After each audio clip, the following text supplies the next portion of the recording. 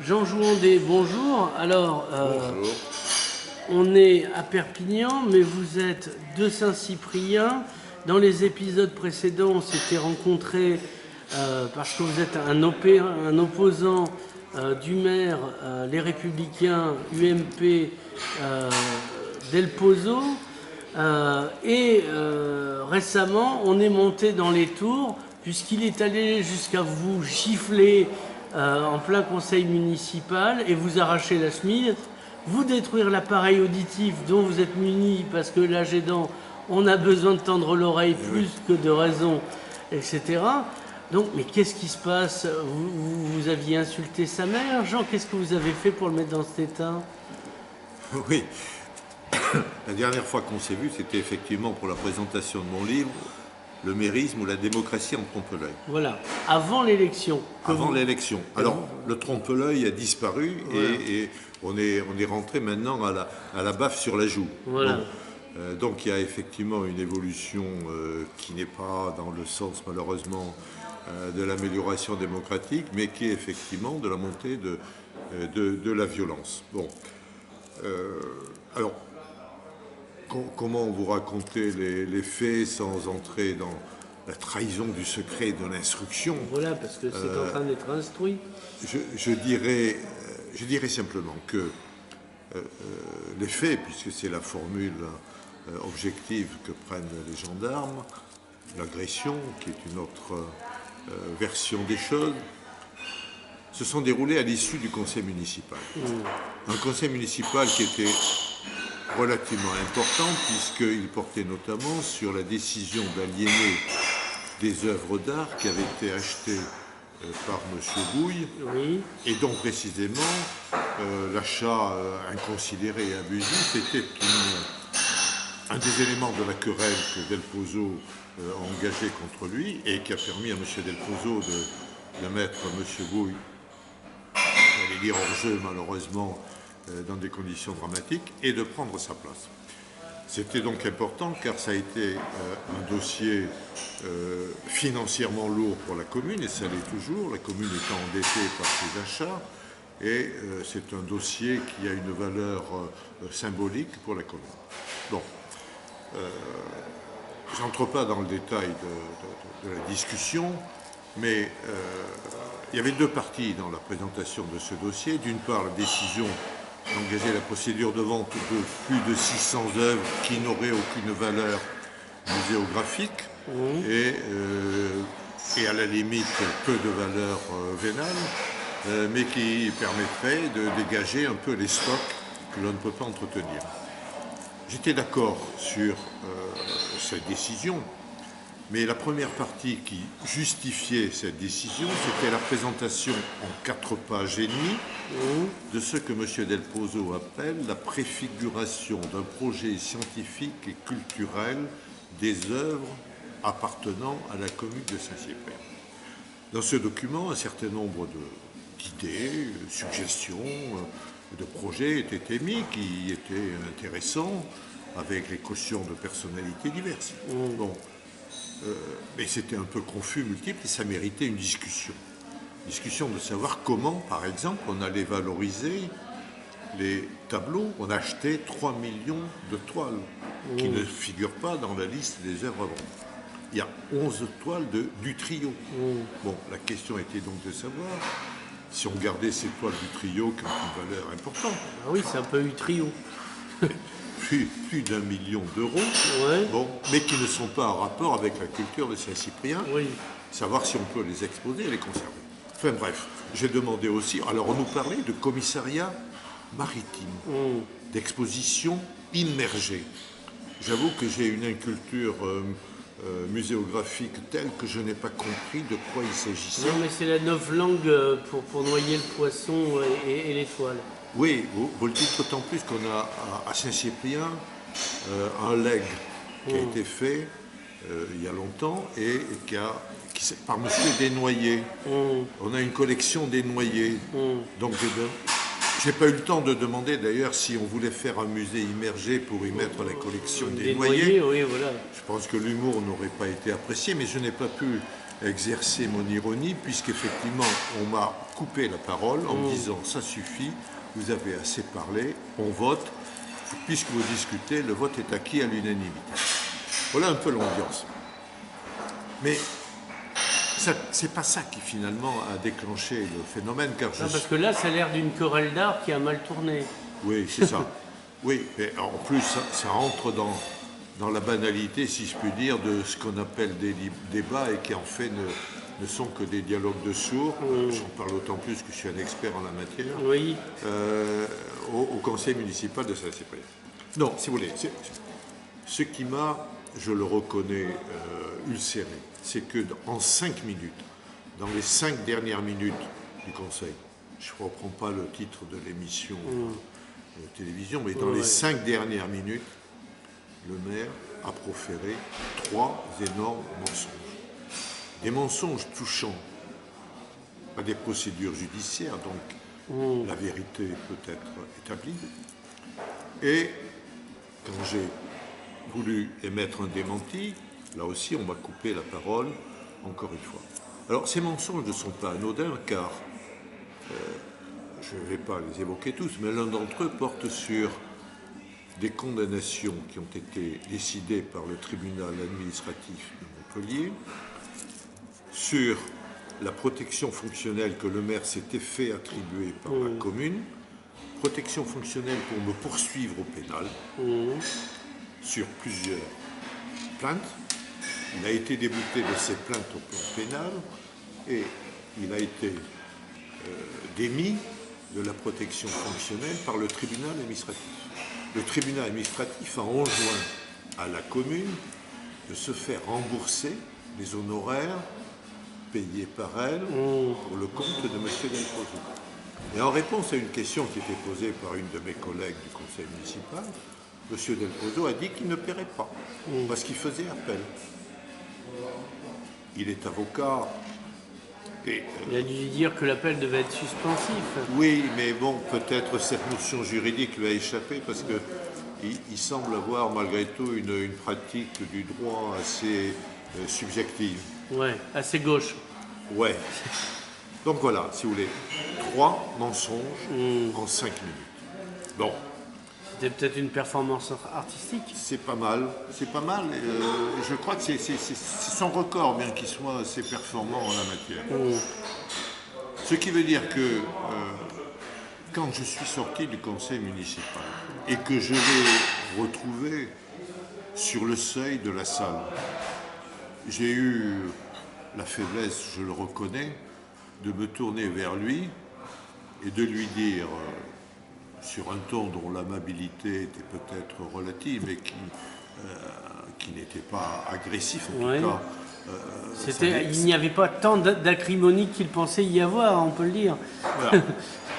Je lui ai dit, je crois textuellement, ou vous mentez, ou plus vraisemblablement, vous êtes un fiefé menteur. Et je crois que je lui ai dit 2 fois, de cette façon-là. J'ai accompagné le propos d'un commentaire sur le thème « La justice rétablira la vérité ». Alors, c'est le mot justice ou fiefé qui l'a agacé? Pardon? C'est le mot justice ou fiefé? Ah. Alors voilà, M. Delpozo a dit que je l'injuriais. Ouais. Quand on lui parle de justice, je le comprends. Non, je pense que c'est dire à un menteur qu'il ment et que la vérité viendra, c'est effectivement injurieux. D'asséner la vérité à un menteur, c'est vraisemblablement injurieux. Alors, moyennant quoi, effectivement, M. Delpozo a dit, je passe tout de suite à sa version, M. Delpozo a dit à la gendarmerie, enfin dans sa plainte, que j'avais pointé mon index gauche. Bon, vous remarquerez qu'il y a un petit pansement, mais la blessure n'est pas occasionnée. Il n'a pas mis un index. Alors, j'aurais pointé mon index gauche, osant le porter. Voilà. Non, je serais allé plus loin. Je l'ai porté sur sa joue. Mon Dieu. Ce qui est effectivement un crime de lèse-majesté. Oui, on ne touche pas un dieu ou un roi. Alors, je dois dire que j'ai beaucoup réfléchi quand le gendarme m'a dit cela, car dans ce moment d'agitation, je n'étais pas photographier mes gestes, cinématographier, devrais-je Ouais, dire. ouais. Mais j'ai le souvenir que j'avais un dossier, Oui. le dossier du conseil municipal. Et habituellement, je le porte sous mon bras gauche. Je suis droitier et je pense que j'ai effectivement accompagné mes propos Oui. d'un petit index gesticulatoire pour scander, non pas mon injure, mais ce qui était quand même un rappel à la. Donc sur ce point, nos versions diffèrent. Mais là où ça devient grave, c'est qu'effectivement, je dis, et j'ai des éléments qui l'établissent, que M. Del Pozo, ulcéré par ses propos, est entré dans une, je dirais colère, mais je peux dire fureur, Oui. dans une fureur. Au sens allemand, vous voulez dire? Pardon. Au sens allemand, Führer. Non, c'est une question. Je dirais que, alors qu'il avait affiché un calme quasiment olympien Oui. durant le conseil municipal, puisqu'il s'appuyait sur l'autorité du maître de séance qui assure la police de l'Assemblée, j'ai vu là un homme qui effectivement n'était plus maître de lui et, je le répète, dans un état qui m'est apparu un état second. Il m'a donc agrippé. Il m'a donc agrippé des deux côtés de ma chemise et en proférant des menaces dont je n'ai pas gardé le souvenir exact, mais qui étaient sur le thème « Toi ». Alors je suis sûr qu'il s'est permis un tutoiement qui n'était Oui, pas... déjà qu'entre nous on se voit alors qu'on s'apprécie. qui n'était pas très affectueux, en tout cas ce n'était pas justifié Oui, en tout cas pas de bonne aloi. par nos rapports antérieurs. Voilà. Donc il m'a tutoyé, mais avec un accompagnement verbal qui était quand même très menaçant. Alors, je ne pouvais évidemment pas tolérer cela et je me suis dégagé comme j'ai pu de son étreinte. Et sans doute, c'est un homme qui a 50 ans, qui est un judoka, qui est fort, dans tous les sens du terme. Il a sans doute fallu que je fasse des gestes relativement véhéments pour arriver à me dégager. Alors peut-être, je ne le nie pas, bien que nous n'ayons pas gardé un souvenir précis, peut-être dans ce geste, dans ce réflexe de défense, ai-je eu le tort d'effleurer plus ou moins fortement sa joue, donc je ne sais pas si c'était la gauche ou la droite. Oui, oui. Voilà.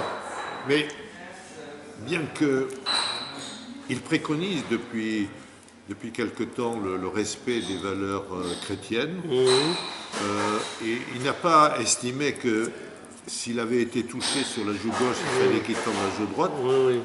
Il a effectivement déclenché sa main droite, je suis catégorique, et l'a violemment asséné sur ma joue et mon oreille gauche. Voilà, d'autant que l'appareil auditif a été cassé, ce me semble. Alors l'appareil auditif a été effectivement déréglé, il a fallu que, c'est le tiroir pour être précis, le tiroir de logement de l'API qui effectivement a été faussé. Bon, je ne sais pas à quel moment, si c'est au moment de l'agrippage. Oui, du secouage, voilà. Alors, le doigt, je le répète, qui est bandé n'est pas la séquelle de l'altercation. Mais effectivement, quand je suis sorti, des amis, enfin des conseillers municipaux qui étaient dehors m'ont fait remarquer que ma chemise était déchirée, que je n'avais pas compris. Et voilà, bon, donc j'ai porté plainte. J'ai porté plainte, qui est une plainte en réaction d'abord de la sienne.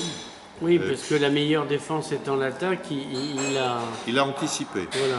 Il a anticipé en prenant, du fait de son rapport direct avec le parquet, en prenant toutes les conditions pour que soit déclenchée une enquête à flagrance. Parce qu'il est évident que je suis un dangereux terroriste, donc il importe effectivement de préserver la société de ces brutalités éventuelles. Donc là, il y a un truc magnétique qui vous relie à la prison. Alors, bon, ce que je veux dire, pour quand même apporter un peu un effort d'explication. Voilà. l'effort d'explication, l'erreur que j'ai commise, je l'ai dit, en l'abordant et en lui disant qu'il montait, s'explique par les mensonges qu'il a commis au conseil municipal. L'outrecuidance qui vous a outrecuit. Pardon? L'outrecuidance qui vous a outrecuit. Oui, on peut le dire ainsi. Mais je pense que la fureur qu'il a manifestée n'était pas essentiellement due à mes propos. Je pense que c'était l'explosion d'une colère qu'il avait contenue jusqu'alors, et colère qui a été occasionnée par l'information qu'il avait recueillie le matin sur une procédure importante. Le tribunal administratif avait le matin même jugé, sur mon recours, que la dernière délibération prise par le conseil municipal concernant la vente du camping d'Alfauti était annulée. C'est la deuxième annulation de cette vente. Une vente qui porte sur 10 millions d'euros, sur un terrain de 11 hectares, dont j'ai dit depuis 6 ans que cette vente était suspecte. J'ai effectivement fait des procédures administratives et des procédures pénales. M. Del Pozo a été mis en garde à vue à un certain moment.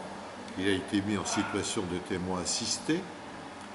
Il a obtenu de la chambre d'instruction un classement de l'affaire en invoquant des arguments qui sont erronés, des arguments qui sont faux, qui sont mensongers. Et j'ai déposé à nouveau une plainte contre lui pour escroquerie en jugement. Donc M. Del Pozo n'a pas supporté que le tribunal administratif confirme que j'avais raison et qu'il avait commis des erreurs, pour ne pas dire davantage, en vendant ce terrain de camping à M. Ambroise. Voilà l'affaire. Alors, avant de se quitter, c'est pas fatigant, hein, Jean Jouandé, passer son temps comme ça, au lieu de passer son temps au golf, faire du bateau, parce qu'à Saint-Cyprien, ce sont les deux activités offertes, de passer son temps en procédure, etc. Oui. Oui. Parce qu'il y a le bourricot qui vous a laissé entendre qu'il fallait lâcher l'affaire, etc. Pourquoi vous ne lâchez pas, Jean? Je ne lâche pas parce que je suis fidèle à moi-même et je suis fidèle aux engagements que j'ai pris. Alors, je rappelle que M. Del Pozo est venu me chercher en 2009 pour que je l'aide à redresser la situation de la commune et donc à rétablir une gestion compromise par la municipalité. Parce que vous fûtes trésorier payeur général dans ce département et ailleurs. Donc, ce qui peut... Non, mais je n'avais pas du tout envie de m'engager dans la vie politique locale. Je ne veux pas être excessif, mais je dirais que l'insistance mise par M. Del Pozo est peut-être qualifiée d'une quasi-supplication politique de sa part, qu'il avait besoin de se crédibiliser par mon titre d'ancien préfet et d'ancien trésorier payeur général. Bon, au bout d'un mois, j'ai claqué la porte, mais j'ai considéré que je devais être fidèle aux engagements que j'avais pris vis-à-vis des électeurs, et j'ai monté la garde, si je puis dire. J'ai été modestement un lanceur d'alerte. Donc, les alertes n'ont pas été entendues, et je le dis clairement, par la préfecture, par mes collègues successeurs préfets, qui ont considéré sans doute qu'il fallait pacifier les choses. Fallait pacifier. Oui, c'est ça. Bon, si vous voulez, il y a un rapport du Sénat qui dit que le contrôle de la légalité des préfets est une passoire. Oui. Alors effectivement, tout a traversé la passoire. Donc il a fallu que, dans la logique où j'étais, je fasse des procédures. Et la lenteur des procédures, le mécanisme des procédures fait que je suis engagé dans un feuilleton qui, je l'espère, va trouver son dénouement. Alors c'est vrai que je voudrais prendre du recul. J'ai essayé de prendre du recul en écrivant ce bouquin dont j'ai parlé au tout début. Je pense que il faudrait que j'en écrive un autre, mais j'avoue que je suis un peu lassé. Mais d'ailleurs, si vous voulez, J'ai quasiment le titre. J'ai quasiment le titre car je suis un peu excédé d'entendre les commentateurs journalistiques ou philosophes ou juristes dire le pouvoir jacobin aux presses, la société, il faut donner le pouvoir au territoire, il faut décentraliser, il faut que les élus locaux qui sont à proximité, qui connaissent les gens, qui connaissent les problèmes, gèrent tout. Alors moi je dis oui, à condition qu'on ne confère pas aux féodaux locaux un pouvoir absolu, qu'on ne transforme pas la démocratie en monocratie, car le pouvoir, on le sait, le pouvoir corrompt, et il faut des limites. Aujourd'hui, la démocratie, c'est la division du pouvoir. Aujourd'hui, il n'y a plus de division du pouvoir. Donc je dis clairement, ce n'est plus une démocratie entre pelés que la décentralisation. Enfin, il y a une formule que les économistes répètent souvent, la mauvaise monnaie chasse la bonne. On connaît cette formule. Alors moi je dirais que la mauvaise décentralisation chasse la vraie démocratie. Alors je me bats pour ça, à la mesure de mes petits moyens locaux, pour essayer malgré tout de faire prendre conscience aux gens, aux électeurs, qu'il ne suffit pas d'aller à la plage pendant l'été et ensuite de mettre un bulletin d'insurrection ou d'extrême droite ou d'extrême gauche dans l'urne. Il faut au jour le jour veiller à ce que les gens que l'on a élus gèrent correctement les intérêts publics et ne s'approprient pas le pouvoir. Jean Jouandé, merci.